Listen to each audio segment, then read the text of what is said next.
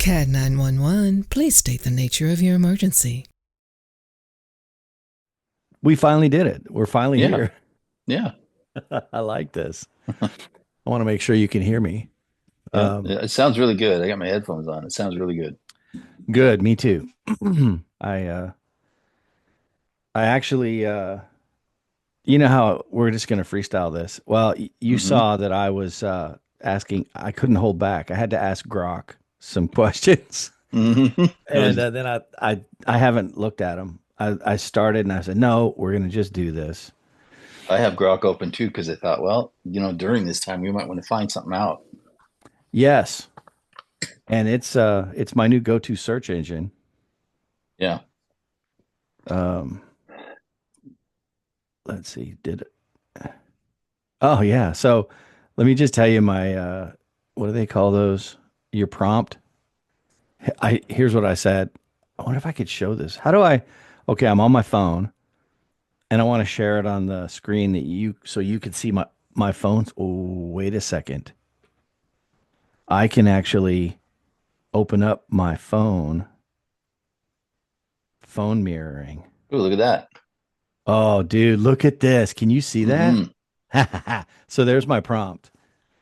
I'm about to do a podcast with a highly experienced general contractor, home builder, and remodel expert. He agreed to talk to me about some of the issues that he runs into and some of the things he wishes he had designed differently in his personal house. I have 20 years framing experience or whatever, and I draw house plans for new construction and for additions and remodel. Create a bulleted list of topics or things to consider. So I gave it that background, and then here's what it did. And it was like, it had all these things for me to ask you. Hmm. It's really cool. Yeah. It So, keeps shrinking down. oh, is it too small? No, I zoom in on it and then it shrinks again. But I don't know how to make this any bigger. This phone thing, it doesn't let me grab the corners. We're back to Grok. Yeah, if you want to see it bigger for you. But yeah, these are the things that I was thinking about. This is kind of what we're kind of common sense stuff, right? yeah, so since people are going to be watching this and they don't know who we are, Uh-huh. um, we can do a quick intro. And I'm just going to say it right out the front. Um, our father upstairs is here because both you and I believe in him. And I'm asking him to give us clarity and value for anybody that's watching this video because that's our purpose. We're not coming here to show off egos. We're not coming here to, I mean, we might get stupid because that's me. Bill never get, but I, my function here is as we just talk about things, if someone can take something away that helps their life in some way, then it's a win. Hmm. And Amen. yeah, you and I are on the same page on that. 100%. So, So if I but share my screen, what happens? I don't know. I think you have permission to share your screen if you want to. Everything on your screen, including notifications, will be recorded. Enable do not disturb. That's not what I wanted. Well, while you're figuring that out and you want to share, I'm just going to say I met Bill in 2006, I think, because Hmm. you were managing a project in Oak Harbor and we showed up and we happened to be the cheapest bid there was. You guys didn't know that people could bid that cheap. And we built an apartment and we worked for Bill. He made sure that we didn't drive the forklift in the wrong spots and stuff. And that was the first time I'd ever used 48-foot tall studs in the elevator Hmm. shaft. But yeah, so if I was to introduce Bill, I would say he started in dairy and then he has been a framing contractor, a general contractor. He has managed small projects, big projects, insanely complex projects.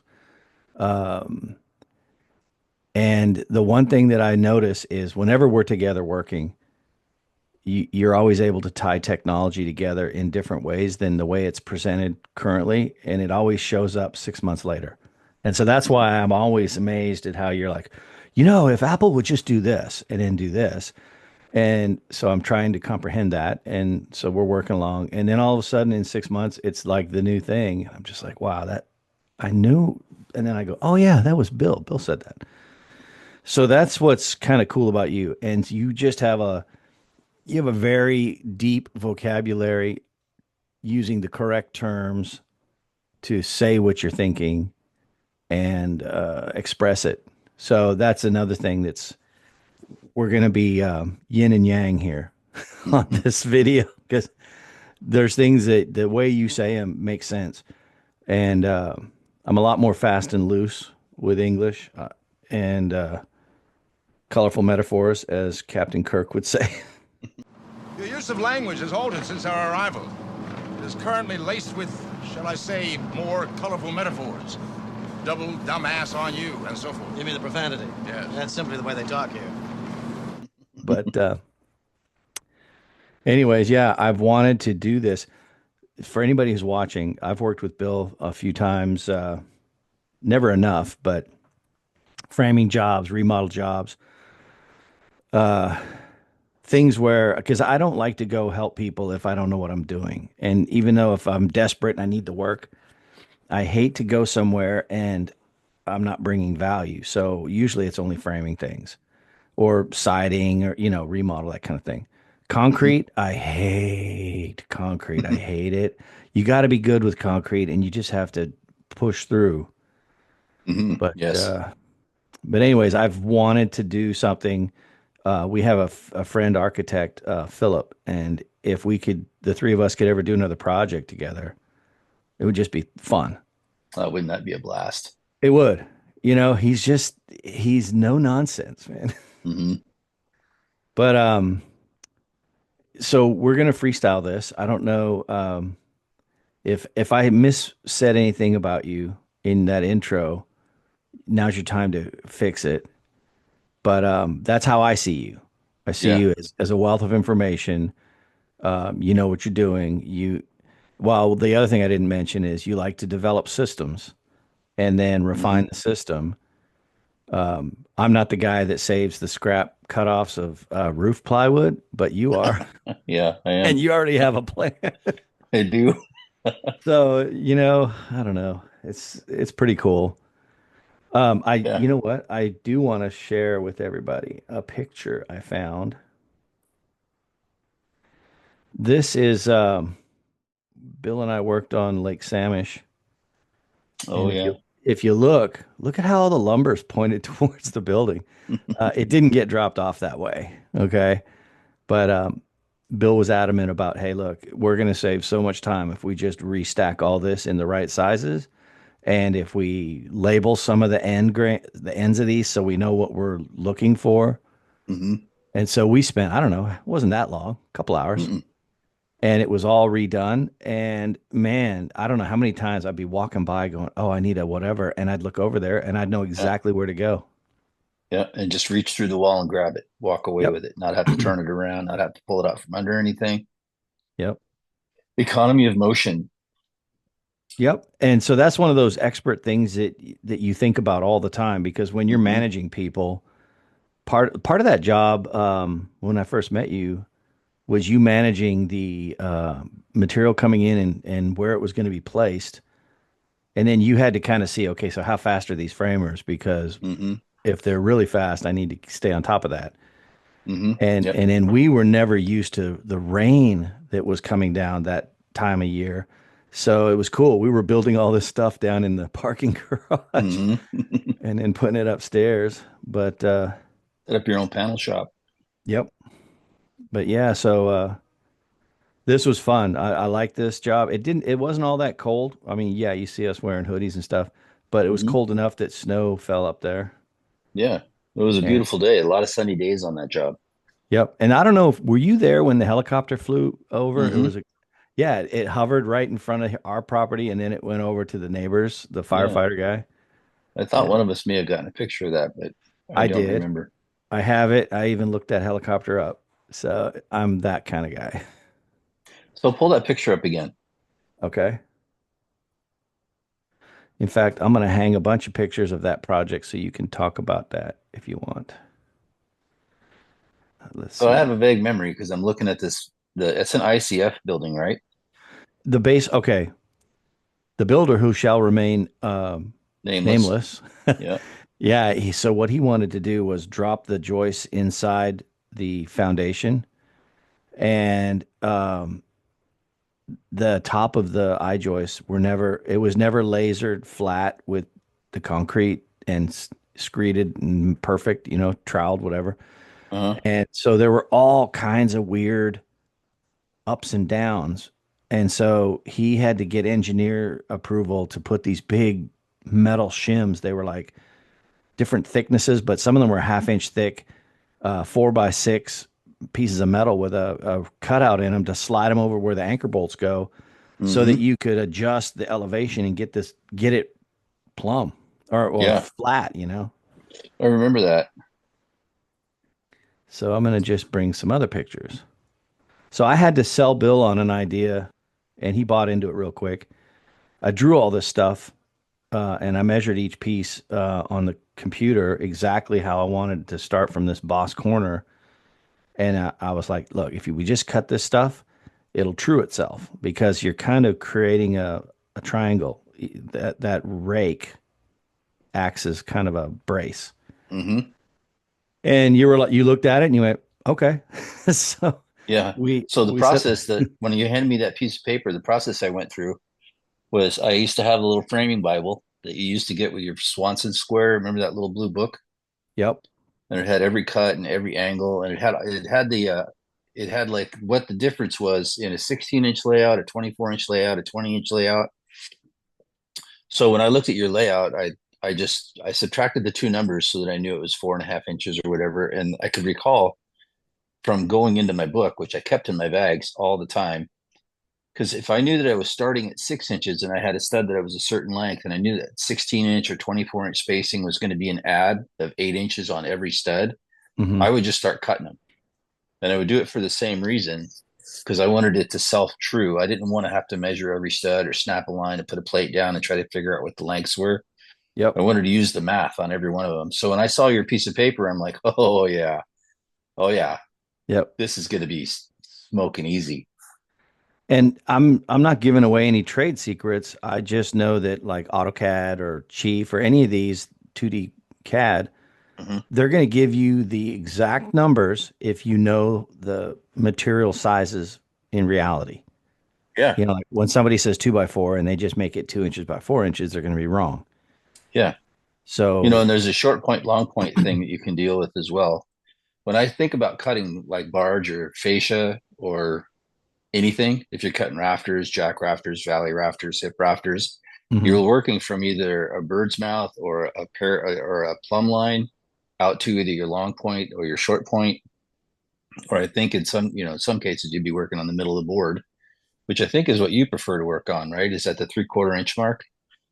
But No, once I cut I do long point everything because I everything got to long hook. point, yeah, I want to that's hook what I my did tape, too. so that's all I do. Yeah.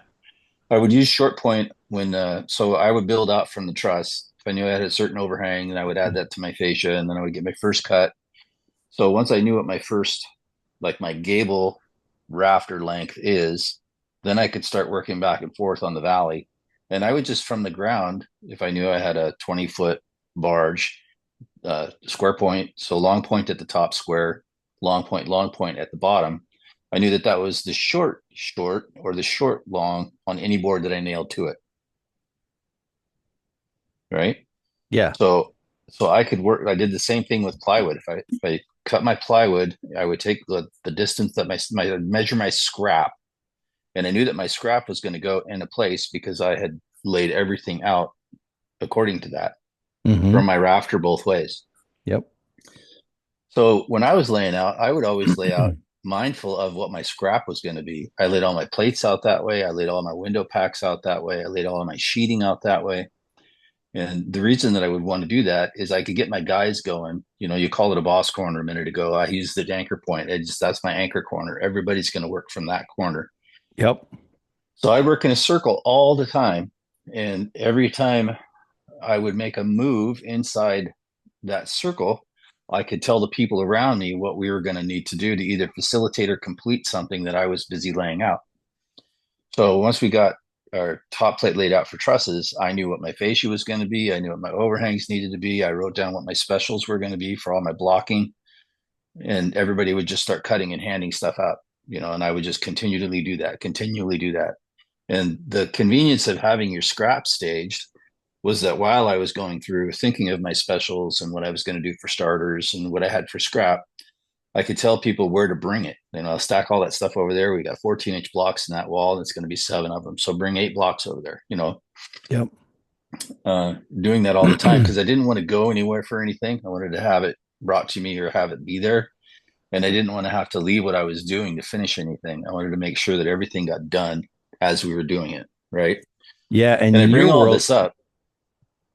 Go ahead. I was just going to say, in your world, you had houses stacked in front of you. So you had Yeah. to get efficient. Yeah. Yeah. And I was doing roofs on all of them. For 5 years, I just did roofs on all those houses with Fred. So every Wow. time I got to a house, we'd start the same way. I would break open the sheets. I'd break open everything got broke open and we would lay it out where it needed to be because I didn't want to get off the roof. I wanted to be able to see everything from the roof Yeah.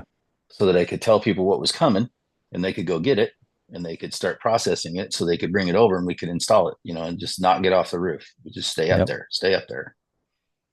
But all that to say, when you handed me that sheet for that wall, all of those things I was already doing. I just ran into a guy who could put it on the sheet in a way that just made you you could grab your saw and go. No more Yeah. And thinking. I got hit by rain when I first moved up here. So I bought a laminator and everything. And so I got to tell that story though. This kind of stuff, I don't like to think on the job site. So figuring out this wall on the job site to me, I'm not comfortable with. I know with you could do it, but I figured it out the night before, and then I would just laminate that stuff and bring it to the site. And the one time that we got down here, and I looked around my truck, and I couldn't find my sheets, and then I went, and you were just calm, dude. You said, "Hey, are they in PDF?" I said, "Yeah, yeah." Just have your wife email them to me. And this was right, 2006. That was right when iPhones were starting. And so within seconds, what, maybe less than 5 minutes, I had rolled out and you come walking over, zooming in on your brand new, whatever version 1 or version 2 iPhone. Will this work? And I'm like, holy crap. It had never entered my head that that would be a thing that I would use. Yeah. And so we did. That little cut station, like you see in this picture here, you see this chop saw. We hung a lot of the laminated stuff up there, but all these studs, we cut them all there with the right bevel and everything, and we carried on with your phone for the whole day. Mm-hmm. And as Set I it up drove on a home block. yeah, I went to AT&T that night. I quit T-Mobile and I went to AT&T because they were the ones that had the exclusive iPhone. Yeah. But when I saw that, I was like, oh, and now what's that nice big word? Ubiquitous or ubiquitous? I can't even say it. I don't know. I know what you're trying to say though. Yeah, I don't. Yeah, I don't want to. I'm a framer. It's everywhere. It's everywhere. Yeah, it's like Ted Lasso. Yeah. But now everything I do is in PDF, and Yep. people have iPads. They don't even. So you have to submit your plans for permit in PDF, Mm-hmm. and that they require you to have a printed copy on site. But even that's getting kind of weird because the inspectors are coming with an iPad. The Mm-hmm. framers, they use their phone or an iPad. And so it's really cool because, man, the rain never tears up your paper. You don't Mm-hmm. fold it in the same spot 50 times. And Yeah. you can zoom in. How many times have you ever looked at a thing and you're looking at the dimension? Is that a 6 or is that an 8? Or Mm. whatever. Because the architect picked some pretend handwritten font and you can't really read it. Right. But Absolutely. yeah, this is the kind of thing. I just had to put this one in here because this one, framers will appreciate this because every time you're doing something, as you're walking past, you're looking to see if it's lined up. And Mm-hmm. that I love that. When I was like, yes. Yep. But Looks like but it stacked laminate. yeah, it's just the way it's supposed to go. And Yeah. there's just so many things that you and I naturally just do to set up for success. Yes. Like if there's multiples, here's an example of multiples. Um, We had to cut all this blocking that you see here. Well, here's how you cut it. And they wanted V notches. This is how they wanted it. Maybe I had a different way, but you're supposed to follow the plans. So if the Mm-hmm. plan has a drawing like that, you just do what the plan tells you. Yeah. So, But you mentioned me being calm when we had forgotten all those PDFs and just like calmly grabbing my phone and asking for an email. yeah, But I was already my wife when we had kids, right? And we'd get toys, and my kids really got into video games, my son especially, but I never really got into the video games so much, but I did like the technology. And my wife was at some photography event, something where they had door prizes, and the door prize she got was a handspring PDA, personal digital assistant thing. okay. And she brought it home, and she didn't want nothing to do with it. And so I started playing with it, and it had a calendar in it. I could sync it to email. I could store documents on it. It was all in that green screen 2D thing, with all the gray lines. Yes, So I it was remember. easy to read in the sunlight and all that stuff. So I learned the shorthand on that thing, and I started using it for everything. I would set up all my inspections in there. I'd store documents so that I could get up some text, some kind of text to see what I needed. Mm-hmm. And I started using that in my workflow in 2000, I think. Yeah, I think maybe 1999 or something like that. So my workflow was already digital by the time we got to this job on the lake. So in my mind, I was like thinking we're going to have to do a certain thing. But when it fell apart, I thought, okay, let's do this other thing because I'm already doing that. And I was already used to being in an environment where other people weren't so comfortable. I'd send them emails and be like, did you get my email? And they're like, no, I don't have email. Like, well, you have an email address. And yeah, I never use it. Like, well, I just So, sent you money. You should probably open that, yep, you know? yep. So, so there was no reason in my mind, there's no reason to panic because I had multiple tools available to me to try to overcome what we were faced with. My panic And was it's an hour trip home and an hour trip back, yeah, and I didn't want to waste 2 hours. yeah. And I didn't want to leave the job. I'm like, we can fix this. We can do this right now. We can do it here, Yep. And when you talk about being process oriented, that's true. I do love the process, but I don't want to stop once I start. I want to get all my ducks in a row, just like you. I want to have everything thought through, just like you. So when we pick up the gun, I can just start firing nails, Yep. and I can keep doing that until we run out of nails. And then we can think, and then we can do it again. Yep. So that was what happened in that moment. I knew I felt like I could overcome this no problem. This was not an issue. I just needed to know if I could get a PDF. You know, It was it's the same awesome. thing with the lumber. The first part of that conversation on the lumber, it goes way back for me because I grew up on a dairy. There's no doubt. There's things about the dairy that make you really think through what you're doing. And I had to set up hay for the cows, so setting up hay required me to unlock how the bales were stacked. And I was always so frustrated by things that weren't put together correctly. Why didn't we just put it away correctly so when I get it back out, I can just use it instead of trying to rebuild it or trying to put it back together. Mm-hmm. So that's something that I did early on, early on. I remember helping my dad pour some concrete and build some stalls. I might have been 10 years old. And I got so fascinated by that whole putting things together. We could cut it the way we wanted it to. We could put it where we thought we needed it, and we could make it stay. Yep. And so then I got into unloading hay. There are a lot of things about milking cows too that are process oriented because you got to keep things clean. You got to get through it quickly, but I didn't like the animals. So then, back to the hay thing, I was unloading hay because I could make quick money and I was good at it because I knew how to do certain things. So that was fun. But it wasn't until I got into construction where I realized that this is the deal. That Yep. whole like I think Michelangelo has a quote where he says, "I didn't do anything. The statue was already in the rock. I just took away the stuff we didn't need." And Yeah. I feel that way when I get a lumber delivery. I'm like, everything we need to build the house is right there. We just got to cut it to shape and nail it in place. That's Yep. all we got to do. So if that's our job, then let's just think clearly about that and not stop, you know? And So when you go back to the picture where we stuck that lumber, you know, it was a frustration to me that we had it just the way it was delivered, and yep. we wouldn't let ourselves believe that if we just took a few minutes to reorganize this and put it back the way that it should have been to begin with, we wouldn't have to do all this other work, you know.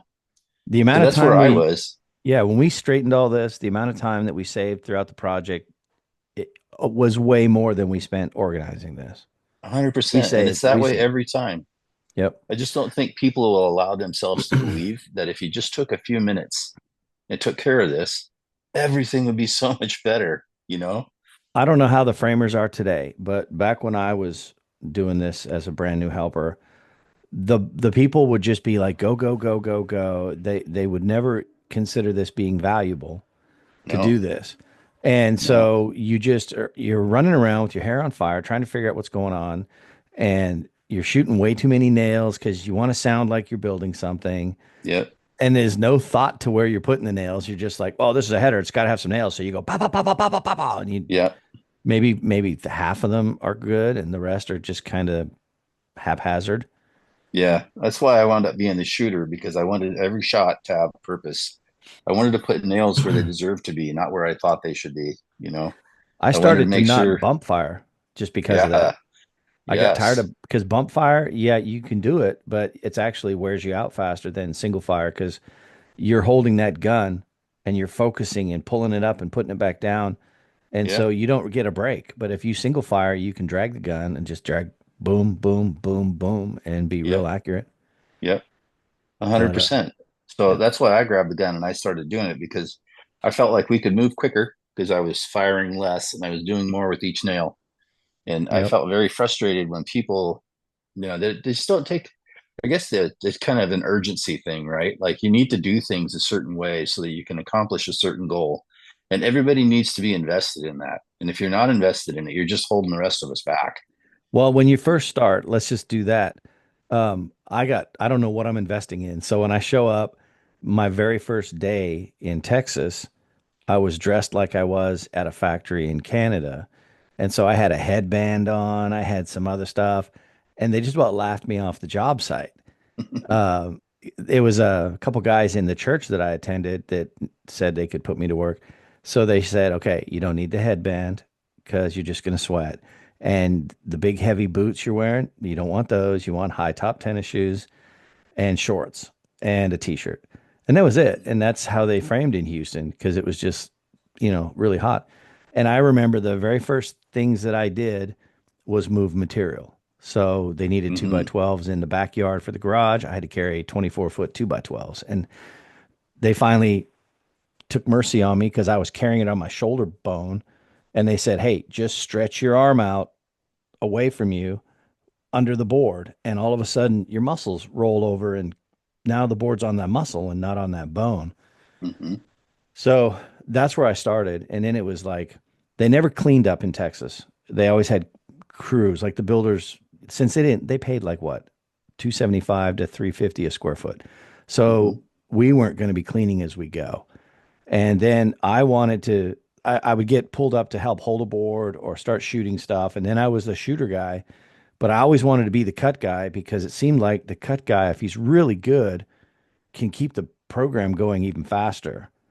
And so eventually, I've always looked at roofs like they were triangles, and I've always liked trigonometry, and I started figuring stuff out. And then one of the brothers said, "Yeah, go ahead. You want to cut the roof? Go ahead." And I did it, and I cut it calculated, not measured. Like they would measure and build a pattern, and then they would trace the Hmm. pattern and all that. And so, yeah, it works. That's a valid way to do it, but when you pull a tape on a hip and the hip's not perfectly straight, you tried, but it's not perfect, then everything you put in there is reinforcing that error. Hmm. And so I did it, and he was like, "Well, that's not too bad." So he let me do the next one. On the third house, he wanted me to program him a calculator, and that's right when Construction Master came out Mm. because I was using a scientific calculator. That's all I could afford. I already bought it, and I don't have money for anything else. But then his other brother's like, yeah, he wasn't into that. He was more like, I can use a framing square. Sure, that's another valid method. Sure, you can step it off. Go ahead. But I'm going to pull my tape and I'm not introducing any errors for each one of those framing square steps. Yeah. So Yeah. that's kind of how I started. And so I know you probably had somebody at least, you start off at the bottom, but I'll tell you that's the last thing and then you take back over is when I came up here, everybody cleaned everything. Every job site looked like you Hmm. could take some old lady with a cane walking through and she wouldn't trip over anything. Hmm. And I was so impressed. Everybody did that. So it's like the builders can walk in and they can all now they're looking at is okay, framing. Did they do the framing right? Are things, because all the job sites were flawlessly clean. Hmm. And Yep. that was a new I still had a hard time with that because I'd cut something and I just toss it. And then I Yeah. realized, oh, there's a pile over there. Oh, Yeah. okay, here you go. Yeah. The old adage of tripping over a 4 foot 2x4 to cut 3 feet off an 8 footer. Yeah. Grabbing a Yeah. 16-footer every time. Yeah. Yeah. I believe in 14. But so, the staging of my waste was that's direct result of me always thinking that if you don't manage your garbage will manage you. And especially Yes. when you're in a workplace. And I think this comes from milking cows because I wanted everything to be so much like clockwork that I had my paper towels were in a certain place. I had my hoses hung a certain way. I did everything with the machines a certain way so that I didn't create any waste that I would have to clean up. Because if I created waste and I had to clean up, it would slow me down. And when you slow down in a parlor, it just takes longer, like minutes turn into hours. So constantly motivated to keep my garbage just completely maintained. And when I finally got into framing, I realized that my scrap was actually a useful piece of material because I had already calculated, to use a word that you understand very well, I had already calculated how I was going to use that scrap because when I did my layout, I thought through where I was going to use blocking or how I was going to use the sheeting or how I was going to use the studs or what I might have left if I knew what my material was. And then that would limit the amount of garbage that we would create. So if I wasn't creating waste, I wouldn't have to manage my waste. Yep. So as a joke, one time I threw a 4x4 piece of plywood down on the job site, and I said, "Our trash will not exceed the boundaries of that piece of plywood." Oh, wow. So start thinking about how you're going to use your waste. you Wow. know, Yeah. we didn't do it. We weren't able to accomplish that. Of course, it was all in tongue in cheek, but I There's a guy I wish you would have met, Tom Brown. He thinks really big, and he started a panel factory in Tennessee. And on the very first house we did, the software was so good at managing cutoffs that he was he was so happy. He was walking up and down the production line with a wheelbarrow full of a few pieces of stuff, and he goes, "This is it. After this house was done, this is all the waste we're throwing away." And it was oh, like, that's amazing. yeah, it gave you a plywood cut sheet to go through the panel saw that it would tell you label your scrap, 31D or whatever. And then later it Yeah, would say grab 31D and cut it to this size. It was so good. But yeah, yeah, so it can be done, but you got to pay big money. I think that was $1 million investment to build yeah, that place. I just wanted to yeah. show you when I moved up here, when I saw that y'all use routers to cut Uh-huh. plywood, how clean that is. Yeah, that's what we did. I routed everything. Yeah, I never saw a router in my life, and we did Sawzall blades, or skill saw cuts. And in fact, it's so weird. While I was learning in Texas, nobody told me that plywood is for shear. I just thought it was a half-inch spacer. I had no idea. But they Yeah. also did lead-in bracing, and then they would do that 4x8 blue foam, that Dow board. Oh, yeah. And so, yeah, you'd have like this wood 1x4 through the wall on an angle. Or later on, they started doing these metal L things that you could just run your saw blade through and then pound it in and shoot it, and it would hold the wall.